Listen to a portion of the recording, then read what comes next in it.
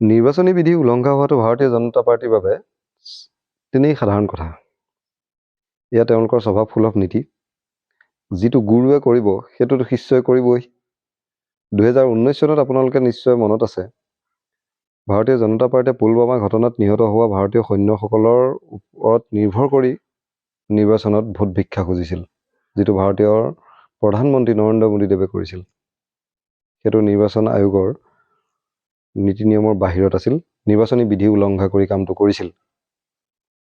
এনেকুৱা ধৰণৰ প্ৰপত্ৰ বিতৰণ কৰাটো তেওঁলোকৰ ভাতৰ লগত পানী খোৱা কথা। এইবিলাক কথাক লৈ তেওঁলোকে কেতিয়াও চিন্তা নকৰে। কিন্তু আচৰিত কথাটো হ'ল, প্ৰশ্নৰ কথাটো হ'ল যে যিটো সময়ত উন্নয়নৰ বৰাক ব্ৰহ্মপুত্ৰ বৈ আছে বুলি গোটেই নিৰ্বাচনী সভাত প্ৰচাৰ কৰি আছে অসমৰ মাননীয় মুখ্যমন্ত্ৰীদেৱে, তেনেস্থলত এই ধৰণৰ কাম কিয় কৰিব লগা হ'ল? নিৰ্বাচনী বিধি উলংঘা কৰি কিয় অৰুণোদয় প্ৰপত্ৰ বিতৰণ কৰিবলগীয়া হ'ল? যিটো সময়ত আপোনালোক সকলোৰে মনত আছে, এই নিৰ্বাচনী প্ৰচাৰৰ বাবে আজিৰ পৰা কিছুদিন আগতে ৰাহুল গান্ধী যেতিয়া অসমলৈ আহিছিল, সেই সময়ত অসমৰ মহিলাসকলক ব্যস্ত ৰাখিবৰ কাৰণে আমাৰ চতুৰ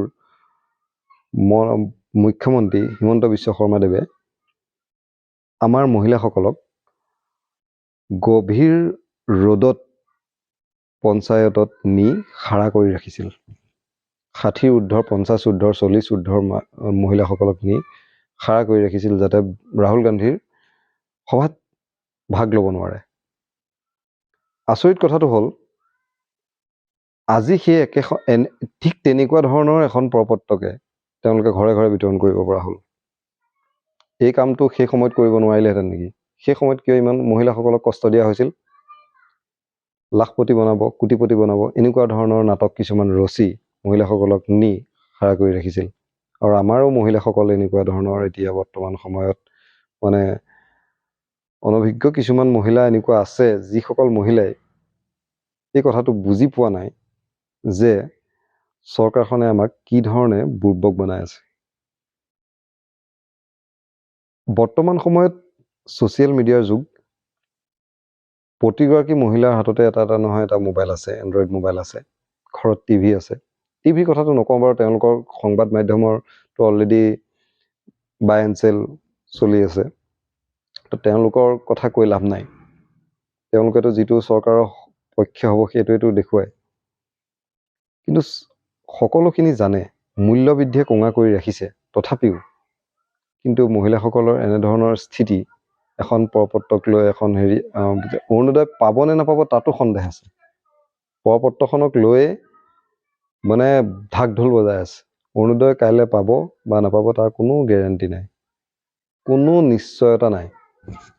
যিটো সময়ত লোন লৈ পেলাই চৰকাৰী চাকৰিয়ালক দৰমহা দিবলগীয়া অৱস্থা হৈছে, প্ৰত্যেক মাহৰ বৃহস্পতিবাৰে, মাহৰ শেষত বৃহস্পতিবাৰে দৰমহা দিম বুলি কেবিনেটে সিদ্ধান্ত গ্ৰহণ কৰিছিল, কিন্তু এই সিদ্ধান্তও খতম।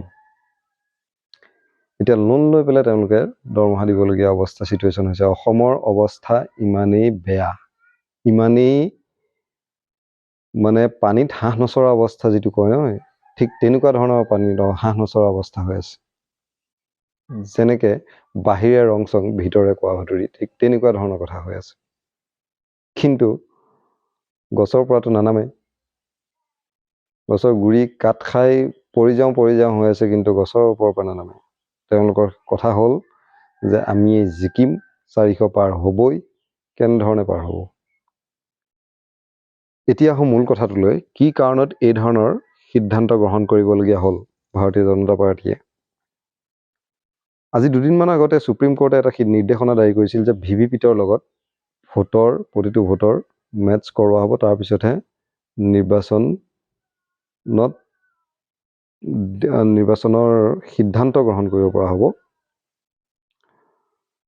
আৰু এই কথাটোৱে হয়তো বিজেপিৰ ভিতৰ চৰাত এক ডাঙৰ হাহাকাৰ সৃষ্টি কৰিছে। কাৰণ আমি সকলোৱে জানো EVM-টো কি ধৰণে হেক কৰিব পাৰি, কি ধৰণে এই বিষয়ে EVM-ৰ কথাটোক লৈ পেলাই গোটেইখন প্ৰচাৰ চলি আছে। কিন্তু বিৰোধীৰ দুৰ্বলতাৰ বাবে আজি কিছুমান সিদ্ধান্ত উপনীত হ'ব পৰা নাই, কিছুমান কাম কৰিব পৰা নাই, জনতা সজাগ হ'ব পৰা নাই, এয়া কেৱল বিৰোধীৰ দুৰ্বলতাৰ বাবে। অসমততো বিৰোধী নাই, মাত্ৰ 3জন লুৰিণজ্যোতি গগৈ, অখিল গগৈ আৰু গৌৰৱ গগৈ বজ্ৰকণ্ঠই কিছু সকাহ সেই মানুহখিনিক দি আছে, যিখিনি মানুহে এতিয়াও বিজেপিৰ বিৰুদ্ধে কথা কৈ আছে। কমচে কম অকণমান এপাচি শাকত এটা জলকীয়াৰ নিচিনা। তথাপিও এতিয়া কথাটো হ'ল,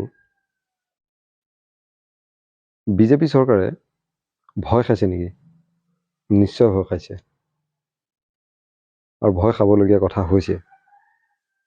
কাৰণ গ্ৰাউণ্ড ৰিপৰ্টে কেতিয়াও মিছা কথা নকয়, আৰু গ্ৰাউণ্ডত কি হৈ আছে সেই কথাটো আপোনালোকে মিডিয়াত যদি প্ৰকাশ পোৱা নাই, তেনেহ'লে ছ'চিয়েল মিডিয়াত আপোনালোকে গম পাইছে যে বিজেপিৰ নেতাসকলক কেনেকৈ খেদা ধৰা হৈছে।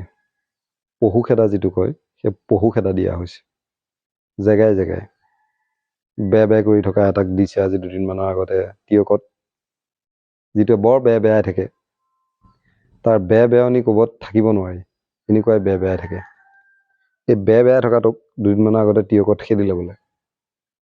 আৰু 2 দিনমানৰ আগতে ডিব্ৰুগড়তো ঠিক তেনেকুৱা ধৰণৰ অনুৰূপ ঘটনা এটা ঘটিছে। তো ভিতৰ চৰাত আৰু গ্ৰাউণ্ডত যে অৱস্থা ভাল নহয়, সেই কথাটো বিজেপিয়ে ভালকৈ জানে। তথাপিও দুৰ্বল কেণ্ডিডেটৰ বাবে কোনো জেগাত খুব সাধাৰণ ধৰণে, বৃহৎ ধৰণে জিকি যাব।